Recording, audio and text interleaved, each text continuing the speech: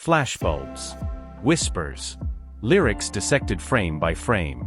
For over a decade, Harry Styles hasn't just been a pop star, he's been a projection screen for our ideas about love, fame, and heartbreak. Was it all just a whirlwind of calculated photo ops and fleeting encounters? Or was a young man trying to navigate the messy, beautiful chaos of finding love while the entire world watched, judged, and often misunderstood? From the boy band phenomenon to the global solo icon, Harry's relationships have been front-page news.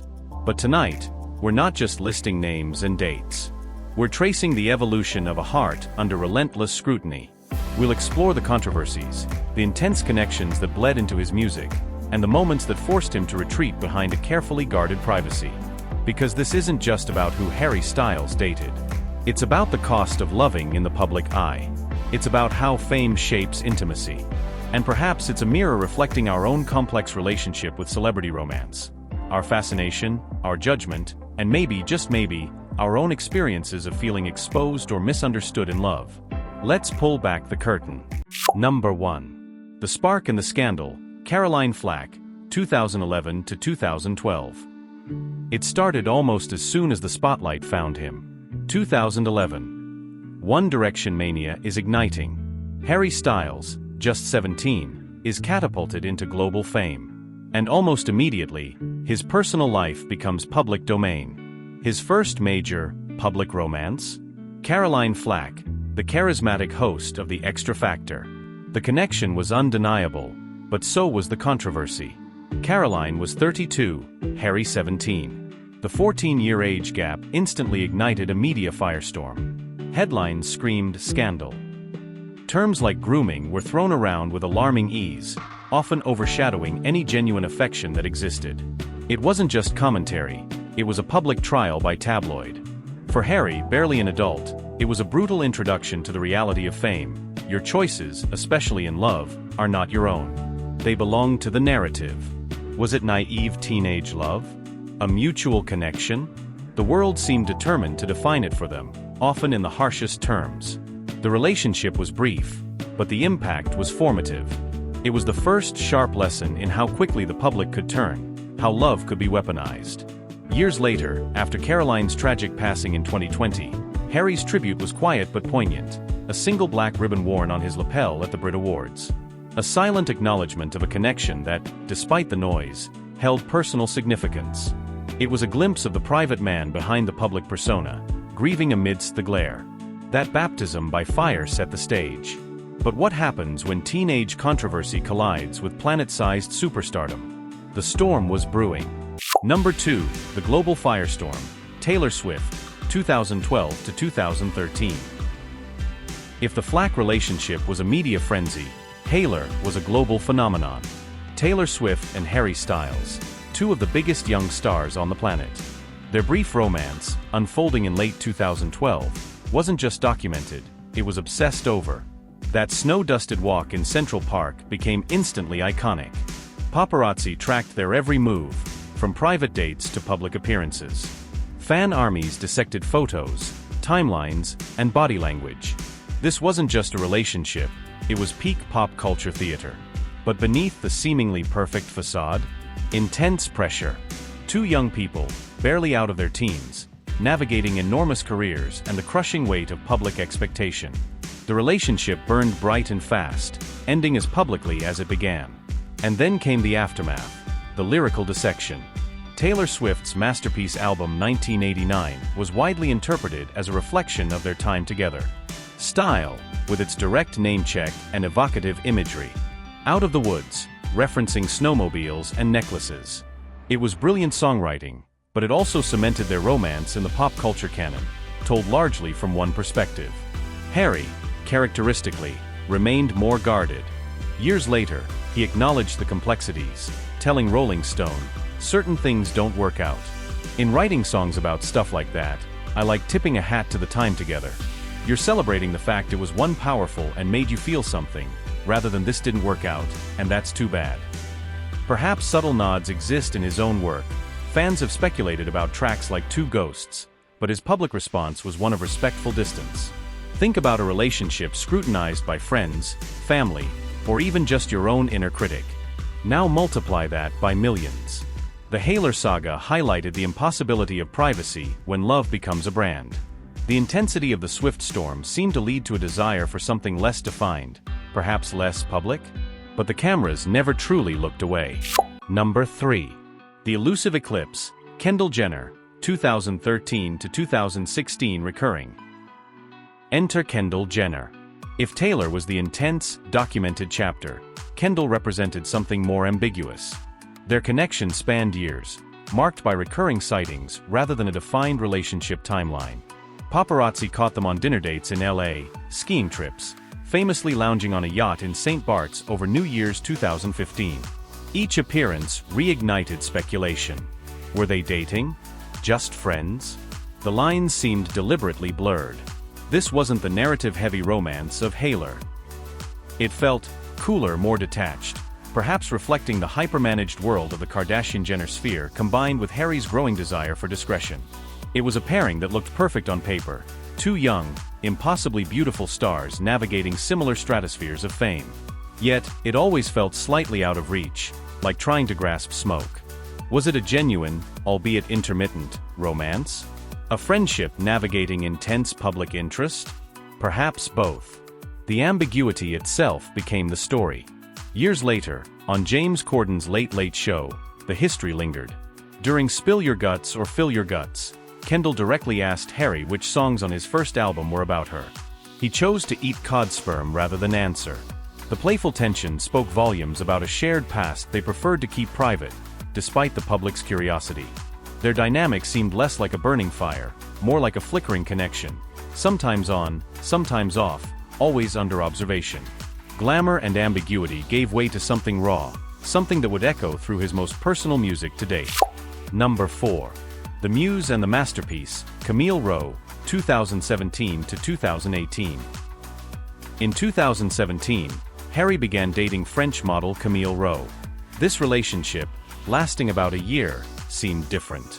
Less about the spectacle, perhaps more about genuine connection.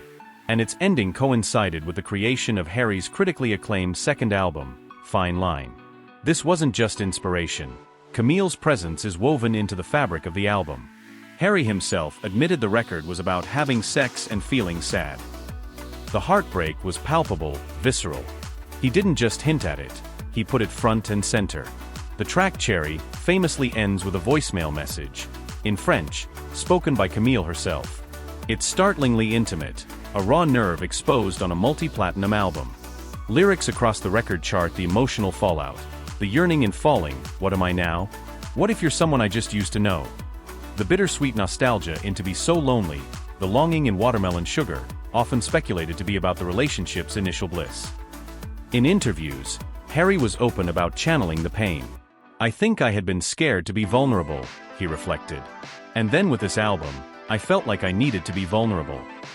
He spoke about the importance of feeling everything after the breakup, the highs and the lows. Camille wasn't just a footnote, she was central to a period of intense emotional and artistic growth. We've all had that one breakup. The one that fundamentally changes you, forces introspection, maybe even fuels creativity. Harry put his on display, transforming personal pain into universal art. This relationship marked a shift towards a more vulnerable, artistically revealing Harry. Vulnerability in art is one thing. Navigating love amidst real-world drama and renewed intense public scrutiny? That was the next chapter. Number 5. The Director and the Drama, Olivia Wilde, 2020 to 2022. Sparks flew on the set of the psychological thriller Don't Worry Darling in late 2020.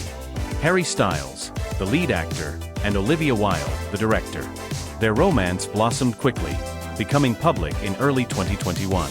But this relationship unfolded against a backdrop of intense, often negative, scrutiny unlike his previous romances. Several factors converged. Olivia was 10 years older, she had recently separated from her long-term partner Jason Sudeikis, with whom she shared children, and the timeline of her separation versus the start of her relationship with Harry became tabloid fodder. Adding fuel to the fire were persistent rumors of on-set drama surrounding Don't Worry Darling, alleged feuds between Wilde and star Florence Pugh, conflicting narratives about Shia LaBeouf's departure from the film, culminating in an excruciatingly awkward Venice Film Festival premiere where the cast's interactions were analyzed like a Zapruder film. Through it all, Harry and Olivia presented a united front, holding hands, attending events together. But the narrative was often dominated by the surrounding controversy. For the first time, a significant portion of public commentary around Harry's relationship wasn't just curious, it was critical, sometimes hostile. Fans debated the ethics, the optics, the alleged drama. During this period, Harry released Harry's House. While less overtly about heartbreak than Fine Line, the album explored themes of intimacy, domesticity, finding peace, music for a sushi restaurant, late-night talking. Was it a reflection of finding solace amidst the storm? Or a continued evolution towards seeking sanctuary in his private life? The relationship ended in late 2022, reportedly amicably. It was a high-profile, complex period that highlighted the challenges of navigating love when external narratives and industry politics become entangled. The intensity of the Wilde era seemed to mark another turning point. A retreat from the overt, a step further into the shadows. Number 6. Whispers and Willowy Privacy, 2023 to present. In the years since, Harry's romantic life has become even more opaque. There was the brief viral moment, a public kiss with model Emily Ratajkowski in Tokyo in early 2023. A fleeting snapshot that ignited the internet but quickly faded. More recently, he's been linked with actress Taylor Russell. Sightings have been low-key, attending a play together, quiet hand-holding caught by eagle-eyed fans, discreet appearances at events.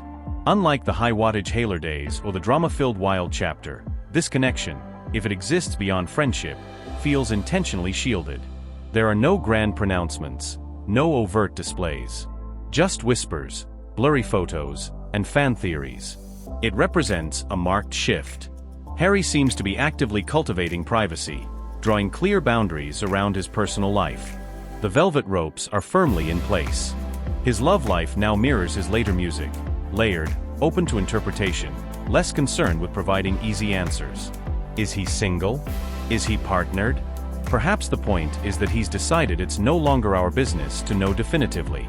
After charting this course, from teenage scandal to guarded whispers, what have we really learned? Number 7. The Reflection, Mirrors and Microscopes. We watched Harry Styles grow up. We watched him fall in love, experience heartbreak, and navigate dizzying fame. But were we just watching him? Or were we projecting our own desires, insecurities, and fairy tale expectations onto his relationships? Each romance became a public text, interpreted and debated. Caroline was the scandal. Taylor was the epic.